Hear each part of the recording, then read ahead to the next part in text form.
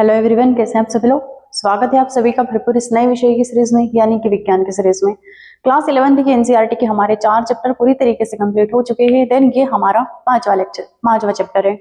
पिछले 4 चैप्टर में हमने सबसे पहले जीव जगत देखा था, पहला चैप्टर। फिर उसके बाद देखा था हमने बायोलॉजिकल क्लासिफिकेशन, फिर हमने देखा था प्लांट किंगडम, फिर एनिमल किंगडम।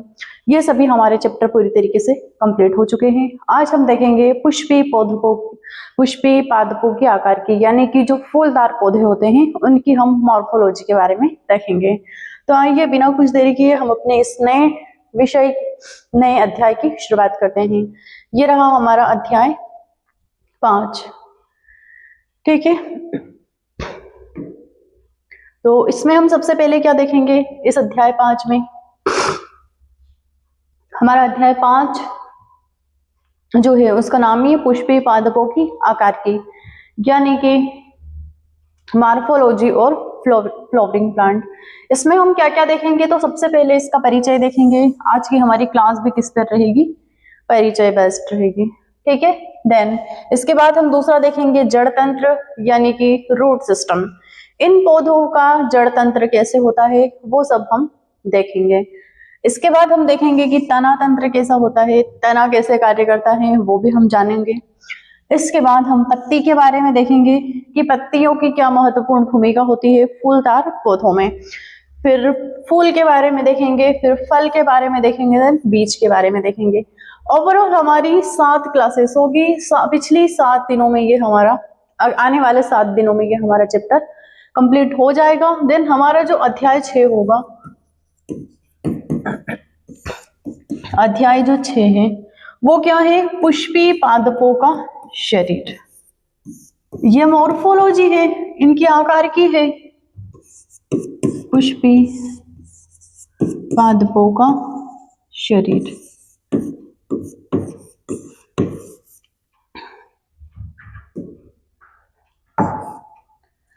पुष्पी पादपों का शरीर, तो इसमें भी हम ये वाला चैप्टर 6 और चैप्टर जो 5 है, इन दोनों का जो भी कंटेंट हम देख रहे हैं वो चैप्टर 5 में चैप्टर 6 का भी मिक्स कंटेंट है। उसका भी सिलेबस लगभग वैसा ही है, बीच में थोड़ा अंतर है, तो हमने बीच को इसमें थोड़ा सा विस्तार से कंटेंट बना लिया है। तो आज हम क्या देखेंगे, सिर्फ परिचय के बारे में कि इसका परिचय होता क्या क्या है, क्या क्या हम पढ़ने वाले हैं परिचय में। ठीक है, पुष्पी पादपों की आकार की, यानी कि इनकी मॉर्फोलॉजी होती कैसे है। तो आज सिर्फ परिचय के बारे में देखेंगे। तो आइए हम बिना कुछ देरी किए इस टॉपिक की शुरुआत करते हैं। दिखाई देता ही होगा कि फूल वाले पौधे हैं, इनके बारे में हम देखेंगे। परिचय, आकृति विज्ञान क्या है, सबसे पहले हम ये देख लेंगे कि आकृति विज्ञान क्या है। आकृति विज्ञान मॉर्फोलॉजी जीव विज्ञान की वह शाखा है जिसमें पौधों या जीवों की बाह्य रचना, यानी कि एक्सटर्नल वो जो स्ट्रक्चर होता है उनका बाह्य संरचना होती है, और रूप का अध्ययन किया जाता है। आकृति विज्ञान मॉर्फोलॉजी क्या होती है कि वह जीव विज्ञान की वह शाखा होती है जिसमें पौधे या जीवों की जो बाह्य संरचना होती है उसका अध्ययन किया जाता है। आंतरिक का नहीं, बाह्य संरचना का इसमें अध्ययन किया जाता है। या किसी पौधे के बाहर से दिखाई देने वाले अंगों, पौधे के जो बाहर से दिखाई देने वाले जो अंग होते हैं, जैसे कि जड़, वो भी हमें दिखाई देती है, हमें तना भी दिखाई देता है पौधों का, हमें पत्तियां भी दिखाई देती है। कुछ भी पेड़ पौधे हुए, जड़ दिखाई देती है, तना दिखाई देता है, पत्तियां दिखाई देती है, फूल दिखाई देते हैं, फल भी दिखाई देते हैं, और उनके बीज भी दिखाई देते हैं। बीज क्या है, फल के अंदर पाई जाने वाली संरचना, वो क्या होती है, वो बीज भी हमें दिखाई देता है, का वैज्ञानिक अध्ययन किया जाता है। ये जो बीज होते हैं इन सभी का वैज्ञानिक अध्ययन किया जाता है। अब परिभाषा क्या होती है मॉर्फोलॉजी की, कि पौधों के बाह्य स्वरूप और अंगों की रचना का अध्ययन आकृति विज्ञान कहलाता है। क्या होता है कि पौधों का जो बाह्य स्वरूप होता है उनकी रचना का अध्ययन करना आकृति विज्ञान कहलाता है। पौधों का जो बाह्य स्वरूप होता है, जैसे कि फूल, जड़, तना, पत्ती, फल, फूल, बीज आदि, ये जो हमें दिखाई देते हैं यही इनके बाह्य अंग होते हैं। इन बाह्य अंगों की संरचना का अध्ययन करना, जैसे कि हम जड़ का अध्ययन करते हैं, हम पत्ती का अध्ययन करते हैं, तने का अध्ययन करते हैं, फूल का अध्ययन करते हैं, फल, बीज, इन सभी का अध्ययन क्या कहलाता है? मॉर्फोलॉजी कहलाता है। ठीक है, आकार की कहलाता है। अब हम देखेंगे कि पौधों के शरीर का विभाजन। एक फूलदार पौधे यानी कि एंजियोस्पर्म, यहां से सभी एंजियोस्पर्म वाले पौधे आ गए। एंजियोस्पर्म के शरीर के मुख्य रूप से दो भागों में बांटा गया है, यानी कि जो फूलदार पौधे होते हैं उनके शरीर को दो भागों में बांटा गया है। पहला क्या भाग होता है? जमीनी भाग। जमीनी भाग यानी कि जो जमीन में होते हैं, जिनकी जड़ें निकलती हैं। दूसरा होता है हमारा हवाई भाग, शूट सिस्टम। ये तो हो गया जड़ सिस्टम, यानी कि इनमें जड़ें मिलती है, जड़ें मिलती है। पूर्ण रूप से ये जमीन में उगने वाले पौधे होते हैं, जमीन में उगने वाले पौधे होते हैं, पौधे होते हैं। ठीक है, इन्हें थोड़ा विस्तार से हम अब देखेंगे कि पहला तो भाग क्या हो गया इनका? जमीनी भाग, रूट सिस्टम। दूसरा हो गया इनका हवाई भाग। ठीक है, दो भाग हो गए एक ही पौधे के। जमीनी भाग को देखते हैं अपन कि जमीनी भाग कैसा होता है। यह पौधों का भूमिगत यानी कि अंडरग्राउंड भाग होता है। जमीनी भाग जो होता है पौधों का भूमिगत भाग होता है, यानी कि जड़ वाला जो हिस्सा होता है वो पौधे का जमीनी भाग होता है। इसका मुख्य कार्य होता है कि पौधे को मिट्टी में स्थिर रखना, यानी कि हमारी जो जड़ें होती है वो पौधे को मिट्टी में स्थिर रखती है। जो मिट्टी होती है उस मिट्टी को क्या करती है, जो पौधे की जड़ें होती है वो पकड़े रखती है, ताकि पौधा हिले डुले ना, कहीं गिर ना जाए, इसलिए स्थिर रखना। तथा जल व खनिजों का अवशोषण करता है। जो जड़ होती है वो क्या करती है? वो जल और खनिजों का अवशोषण करती है, ताकि पौधे को पोषण मिल सके। ठीक है, और इसका जो भाग होता है, एक भाग अप्रकाश संवेदी यानी कि नॉन फोटोसिंथेटिक होता है। जो पौधे का जो जमीनी भाग होता है, जड़ वाला जो हिस्सा होता है, वो प्रकाश संश्लेषण नहीं करता है, क्योंकि वो जमीन के अंदर दबा हुआ मिलता है, इसलिए उसे सूर्य का प्रकाश वहां तक नहीं मिलता है। तो ये क्या होती है? हमारी जो जड़ होती है, पौधे का जो जमीनी भाग होता है, वो नॉन फोटोसिंथेसिस होता है, वो प्रकाश संश्लेषण नहीं कर पाता है, यानी वो प्रकाश संश्लेषण नहीं कर पाता। अप्रकाश संवेदी यानी कि नॉन फोटोसिंथेसिस होता है। यह पौधों में जड़ें भोजन भंडारण यानी कि ये जो करती है, पौधों में जो जड़ें होती है वो भोजन फूड स्टोरेज का काम करती है। हमारी जो पत्तियां होती है वो भोजन को बनाती है, जड़ें होती है वो फूड स्टोरेज का काम करती है। ठीक है, जैसे कि गाजर, मूली, शकरकंद आदि, ये जो होती है ये जड़दार फल होते हैं। कौन? गाजर, मूली, शकरकंद आदि। ये क्या करती है? ये भोज्य पदार्थों का भंडारण करती है या फिर फूड स्टोरेज करती है। कौन? गाजर, मूली, शकरकंद और गाजर, मूली, शकरकंद और प्याज। प्याज भी इसी में आते हैं। ठीक है, मुख्य कार्य क्या होते हैं इसके? पौधों को सहारा देना। जो जड़ होती है वो क्या करती है? पौधों को सहारा देती है, जल और खनिजों का अवशोषण करती है। इस जड़ में ही क्या पाए जाते हैं? जाइलम एवं फ्लोएम पाए जाते हैं, जो जल और खनिज का अवशोषण करके परिवहन करते हैं, भोजन का भंडारण करती है। ये जो जड़ें होती हैं वो क्या करती है? जमीनी भाग जो होता है वो क्या करता है? भोजन का भंडारण करता है, यानी कि फूड स्टोरेज करता है। इसके बाद कभी कभी प्रजनन या चढ़ने में सहायता करते हैं। ये जो जड़ होती है कभी कभी प्रजनन में भी सहायता करती है। कुछ पौधों में जड़ों के द्वारा भी प्रजनन होता है। ये क्या हो गया?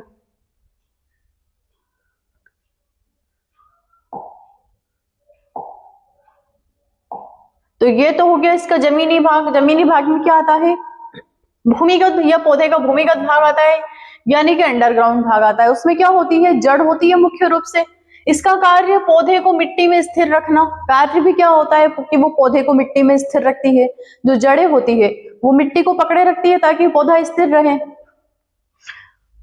तथा जल और खनिजों का अवशोषण भी करती है। जो जड़ें होती है वो जल और खनिज का अवशोषण करती है।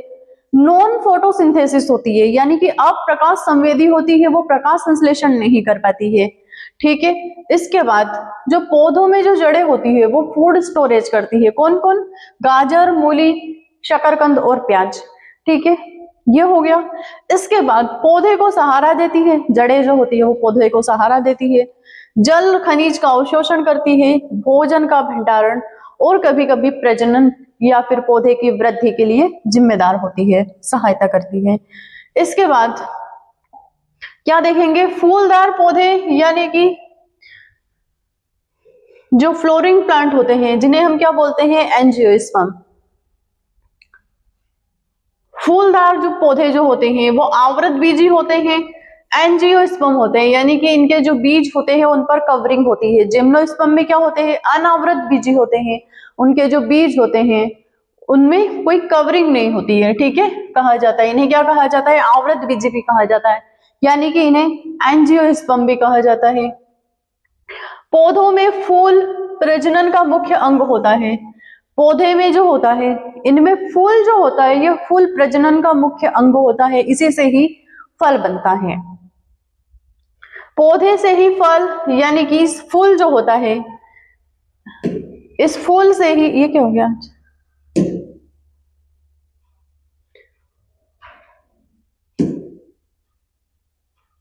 ये जो होता है ये भूमि के ऊपर का भाग होता है। क्या क्या गया है आज,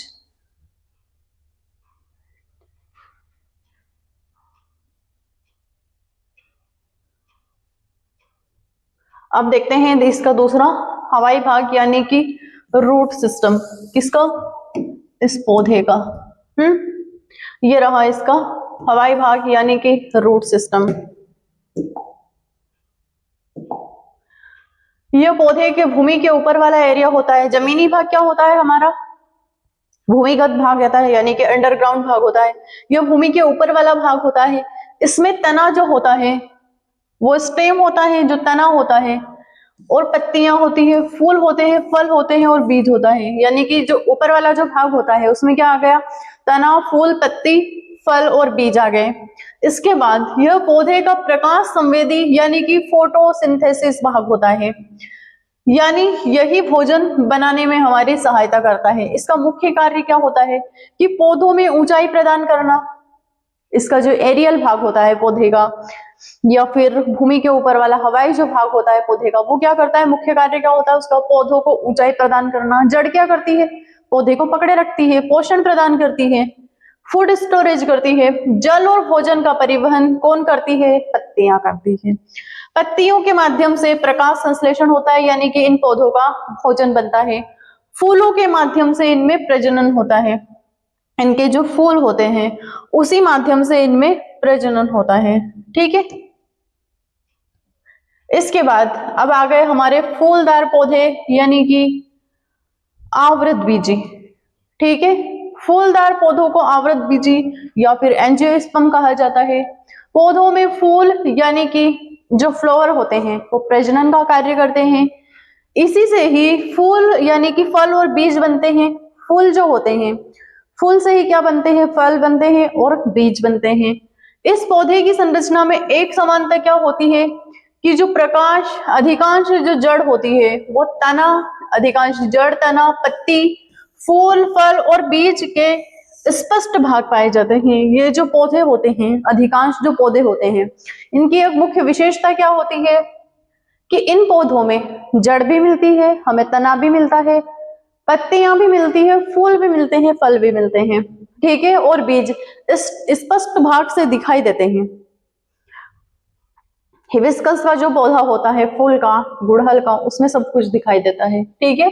अब पौधों की आकृति विज्ञान का महत्व देखते हैं कि इनका महत्व क्या क्या होता है। पौधे की आकृति विज्ञान का महत्व, आकृति विज्ञान का अध्ययन केवल यह जानने के लिए नहीं किया जाता है कि पौधा कैसा दिखता है, बल्कि इसके कई वैज्ञानिक और व्यवहारिक उपयोग भी होते हैं। ये जो मॉर्फोलॉजी है फ्लावरिंग प्लांट के, इसका अध्ययन सिर्फ इसलिए नहीं किया जाता है कि पौधा वास्तविक रूप में दिखता कैसा है और या फिर उसके कौन कौन से अंग होते हैं, इसके कई वैज्ञानिक और हमारे व्यवहारिक कारण भी होते हैं।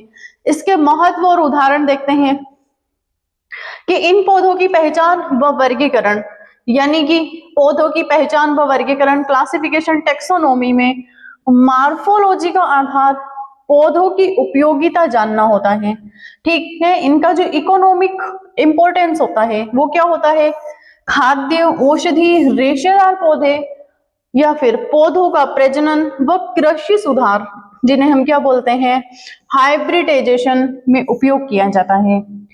पौधों के अंगों में संशोधन का अध्ययन, जैसे कि भंडारण जड़ें करती है, फूड स्टोरेज कौन करता है, जड़ें करती है, चढ़ाई तने जो होते हैं वो भी क्या करते हैं, उनकी एक महत्वपूर्ण भूमिका निभाते हैं। नीट और बॉटनी में आधारभूत समझ, सभी पौधों के परिवारों का अध्ययन इसी प्रकार आधारित होता है। इन पौधों का जो परिवार होता है उनका अध्ययन कुछ इसी प्रकार किया जाता है। क्यों? क्योंकि पौधों की जो मॉर्फोलॉजी है उनका महत्व क्यों है? क्योंकि ये सिर्फ इनके बाहरी अंगों की कोई पहचान करना नहीं होता है, बल्कि उनका इकोनॉमिक इंपॉर्टेंस क्या होता है, उनका हाइब्रिडाइजेशन जो करते हैं, जो हाइब्रिड जो बनाते हैं, उनमें उनका महत्व होता है। कुछ जो पौधे होते हैं वो फूड स्टोरेज रखते हैं, इसलिए उनका महत्व होता है, और इनका क्लासिफिकेशन करना भी इनके लिए इंपॉर्टेंट हो जाता है, इसलिए इसका महत्व माना गया है। अब देखते हैं आगे कि पौधे की जो संरचनात्मक विविधता होती है वो क्या क्या होती है। सभी पौधे जो होते हैं वो बाह्य आकृति एक समान नहीं होती है। सभी पौधों की जो बाह्य आकृति होती है वो एक समान होती नहीं है। अवधारणा यानी कि वातावरण, स्थान, मिट्टी और अनुकूलन यानी कि एडाप्शन के अनुसार जड़ों, तनों और पत्तियों की बनावट बदल जाती है। वातावरण के अनुसार इनकी जो जड़ें होती हैं, पत्तियां होती है, इनका तना होता है, इनका आकार बदलता रहता है, बनावट भी बदल जाती है। यानी जैसे कि रेगिस्तानी जो पौधे होते हैं उदाहरण के लिए, इनमें क्या होती है, कांटेदार पत्तियां होती है, मोटे तने होते हैं, जैसे कि कैक्टस।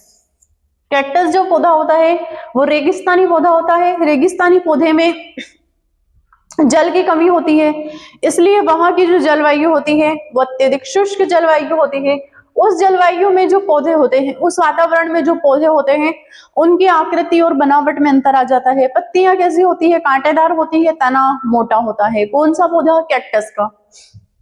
अब जो पौधे होते हैं, जलीय पौधे जो होते हैं, एक्वेटिक प्लांट, पतली या तैरने वाली पत्तियां होती हैं, जैसे कि वाटर हाइथिंस, पतली और तैरने वाली पत्तियां इनमें होती है। ठीक है, इस प्रकार मॉर्फोलॉजी हमें सिखाता है कि कैसे पौधे अपने पर्यावरण के अनुसार अपनी संरचना में परिवर्तन कर लेते हैं। मॉर्फोलॉजी से ही हमें पता चल जाता है कि जो पौधे होते हैं वो वातावरण के अनुसार अपनी जो आकार की होती है, अपनी जो आकार होता है उनमें वो बदलाव कर लेते हैं। ठीक है, कि वो अपने पर्यावरण के अनुसार अपनी संरचना में मॉडिफिकेशन कर लेते हैं। ठीक है, वो अपनी संरचना के अनुसार ढल जाते हैं, वातावरण के अनुसार अपनी जो संरचना होती है उसमें वो बदलाव कर लेते हैं। ठीक है, तो ये हो गई पौधों की संरचनात्मक विविधता। किन के आधार पर? कि जो बाह्य आकृति होती है पौधों की वो वातावरण के अनुसार बदलती रहती है। जलीय जीवों के जो पौधे होते हैं जो जल में रहते हैं, एक्वेटिक जो प्लांट होते हैं, उनकी आकार की अलग होती है, उनका आकार अलग होता है बाह्य। देन जो रेगिस्तान में होते हैं उनका आकार अलग होता है, जो मैदानी भाग में होते हैं उनका आकार अलग होता है। अब इसकी समरी क्या है वो देख लेते हैं। बिंदु आवरण, ये क्या हो गया, बाप रे बाप। आकृति विज्ञान पौधों की बाह्य संरचना का अध्ययन। आकृति विज्ञान जो है पौधों की बाह्य संरचना का अध्ययन, मुख्य भाग जड़ तंत्र और तना तंत्र होता है। जो मॉर्फोलॉजी होती है हमारी,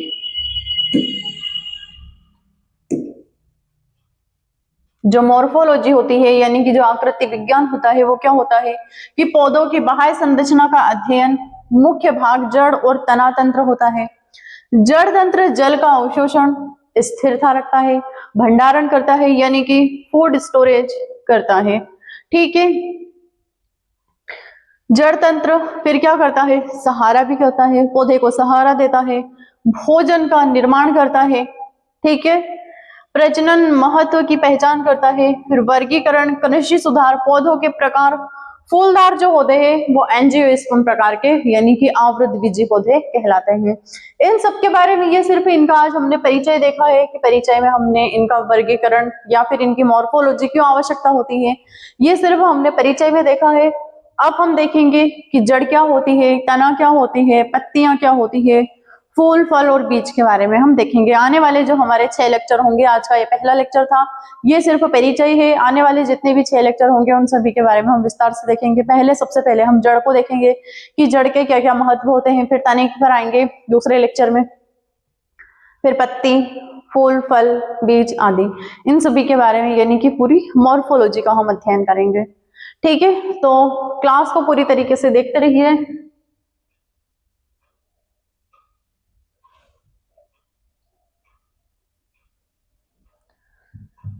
ये रहा था हमारा चैप्टर 5। हमने सिर्फ इसका इंट्रोडक्शन देखा है कि हमें देखना क्या क्या है, क्या क्या पढ़ना है, कैसे मॉर्फोलॉजी की स्थापना हुई, क्यों आवश्यक है, ये सब हमने देख लिया है कि पौधों की बाह्य संरचना का अध्ययन करना वो सिर्फ उनके अंगों का अध्ययन नहीं होता है, बल्कि हमें उनसे लाभ क्या क्या होता है, उनका पारिस्थितिकी और आर्थिक महत्व क्या क्या होता है, उन सभी के बारे में हम विस्तार से देखेंगे, विस्तार से जानेंगे। ठीक है, तो कल से हम इस पौधे के एक एक अंगों के बारे में देखेंगे, कौन कौन से इनके अंग होते हैं। तो क्लास को देखते रहिएगा, पढ़ते रहिएगा। बाय, गुड डे, धन्यवाद।